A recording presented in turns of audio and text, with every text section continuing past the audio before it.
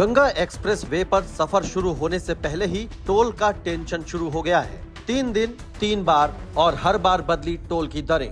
सवाल ये कि आखिर गंगा एक्सप्रेस वे की टोल दरों में 3 दिन के भीतर 3 बार बदलाव क्यों हुआ? पहले कितना देना था, अब कितना देना होगा और आपकी जेब पर कितना फर्क पड़ेगा? पहले कार के लिए टोल टैक्स 1800 रुपए तय हुआ। बुधवार को 1514 रुपए रह गया। फिर 30 अप्रैल को 1765 रुपए तय हुआ। शुरुआती सूची में जहां कार चालकों को प्रति किलोमीटर कम भुगतान करना था, वहीं नई सूची में यही दर बढ़ा दी गई। मल्टी एक्सल और भारी वाहनों के लिए भी टोल में संशोधन किया गया, यानी जितना बड़ा वाहन उतना ज्यादा जेब पर असर। सबसे ज्यादा असर उन यात्रियों पर पड़ने वाला है जो मेरठ से प्रयागराज तक पूरे गंगा एक्सप्रेस वे का सफर तय करेंगे।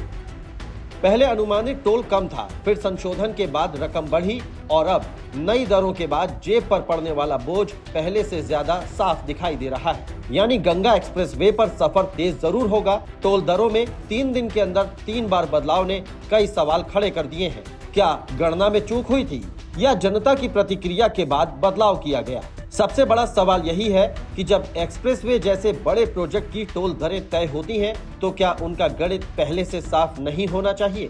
क्योंकि सड़क पर उतरने से पहले ही अगर टोल का हिसाब 3 बार बदल जाए तो यात्रियों के मन में सवाल उठना लाजमी है।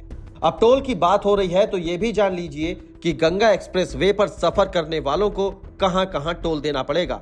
पहला टोल मेरठ हापुड़ इंटरचेंज के आसपास से लागू माना जा रहा है, जबकि यात्रा समाप्त होने पर प्रयागराज के पास अंतिम टोल की गणना पूरी होगी। पूरे रूट पर कई इंटरचेंज और टोल पॉइंट बनाए गए हैं, लेकिन यात्रियों को अलग अलग जगह रुककर भुगतान नहीं करना पड़ेगा, क्योंकि ये पूरी तरह फास्टैग आधारित प्रणाली होगी।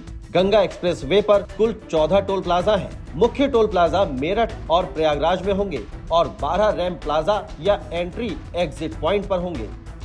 इस बीच गंगा एक्सप्रेस वे पर सफर करने वाले यात्रियों के लिए राहत की खबर है। गंगा एक्सप्रेस वे पर 15 दिन तक टोल नहीं लगेगा। गंगा एक्सप्रेस वे से सफर तेज होगा, व्यापार बढ़ेगा और प्रदेश की कनेक्टिविटी मजबूत होगी। लेकिन टोल का ये 3 दिन 3 बदलाव वाला खेल यात्रियों की चिंता भी बढ़ा रहा है। अब देखना ये होगा कि टोल की ये दरें आखिर फाइनल है या आने वाले दिनों में यात्रियों को एक और नई सूची देखने को मिलेगी।